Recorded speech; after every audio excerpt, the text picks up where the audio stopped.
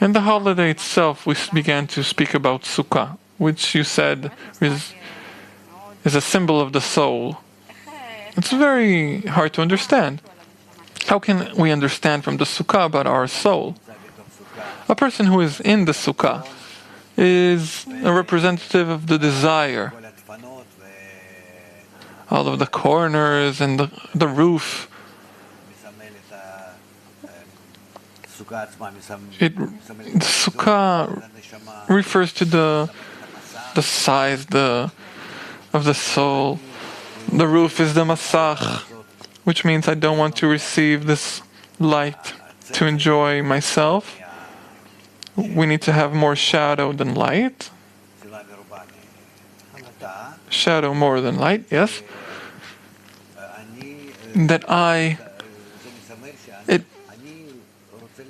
It symbolizes that I just want to have a bit, a small amount.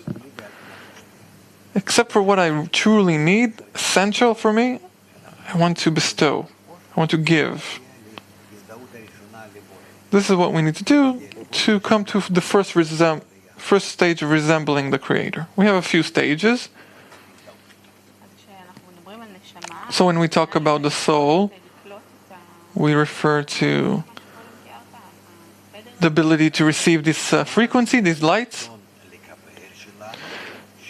The soul is our will to receive, which is already organized through the environment and forces, preparation. Seemingly we are in the Sukkah.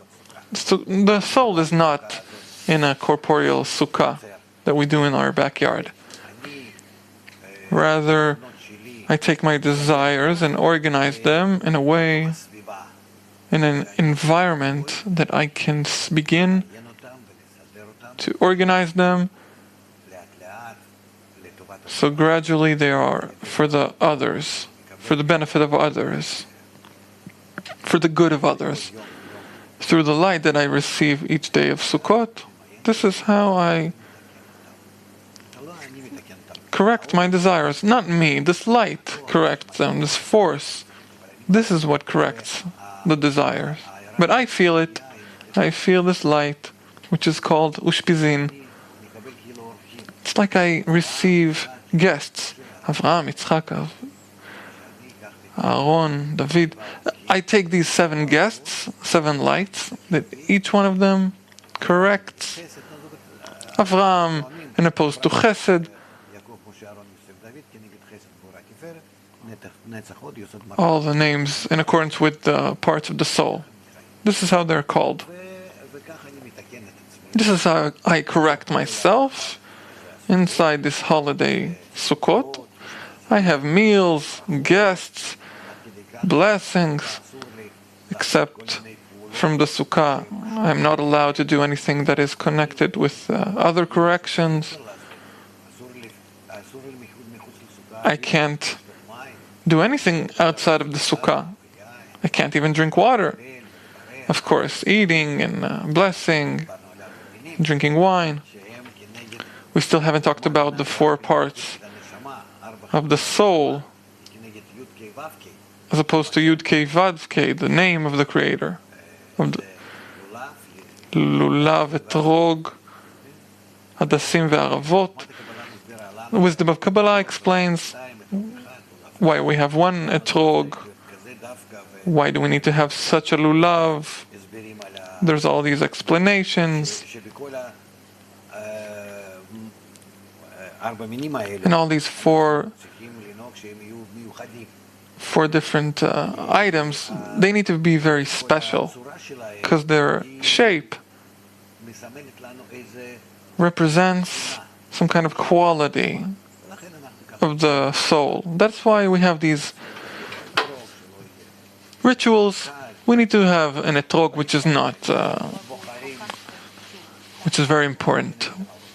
Etrog is very important because it's opposed to our malchut, the basis of our soul. It needs to be perfect.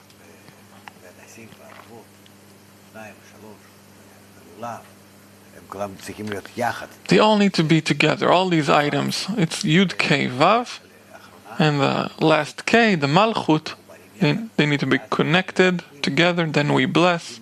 It's like we draw the lights, then we pray to the four corners of the world, left, right, center, back, forth, up, down. It's some kind of process that seems very like ancient or some kind of... But if we opened up the writings of the Ari, we see it's great things. But a person needs to do it inside. What he does outside is only a ritual. But what we do inside of our soul, these movements, this is how he corrects himself and comes to a correct soul.